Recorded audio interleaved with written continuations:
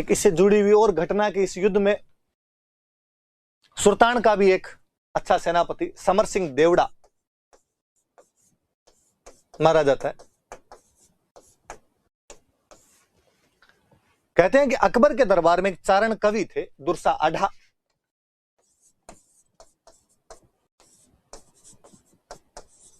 दुर्सा आढ़ा नाम करके एक चारण कवि थे अकबर के दरबार में।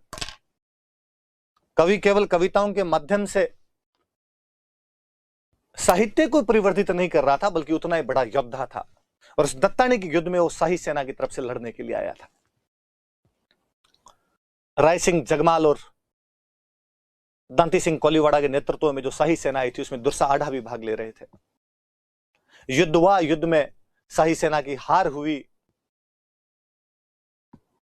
सुल्तान जीत गया, बची खुची शाही सेना भाग गई।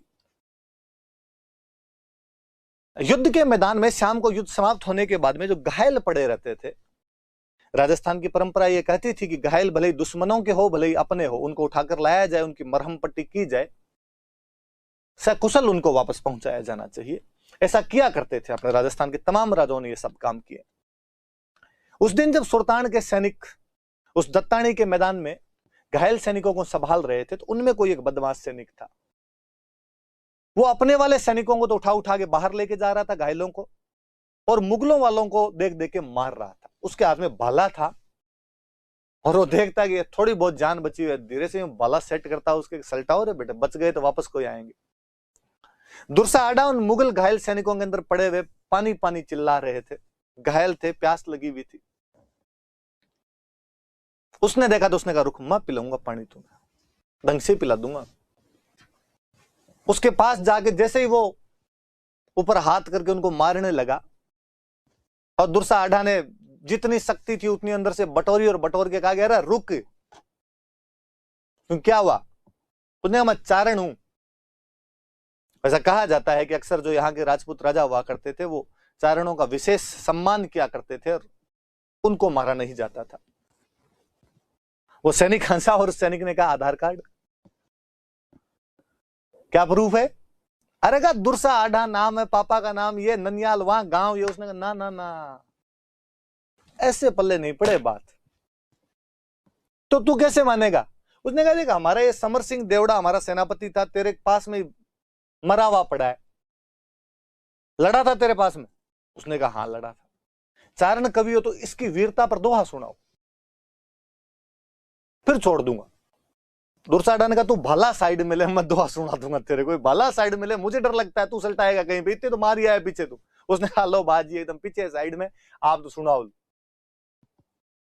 और दुर्सा आढ़ा कहते हैं, उस समर सिंह देवड़ा की प्रशंसा, वाकई वो बहादुर सेनापति इस युद्ध के अंदर कट कट के मरा था, दुश्मनों के दांत खट्टे करने के बाद मरा था। दुर्सा आढ़ा उसके बारे में कहते हैं, धर रावा जस डूंगरा, वृद्ध पोता सत्रहान, समरे मरण सुधारियों चौहतों का चौहान। कि चौहान समर सिंह ने अपने मरने को सुधार लिया है। इन पहाड़ों तथा इन धोरों को वो अपनी वीरता की कहानियां सुनाकर गया है। उसने शत्रु को इतनी हानि पहुंचाई है कि उसके पोते तक इसकी तारीफें करते सुनेंगे, पाएंगे कि वो अपने पोतों तक को 3-3 पीढ़ियां उसके इस नाम से जानी जाएगी कि वो समर सिंह के बेटे पोते हैं।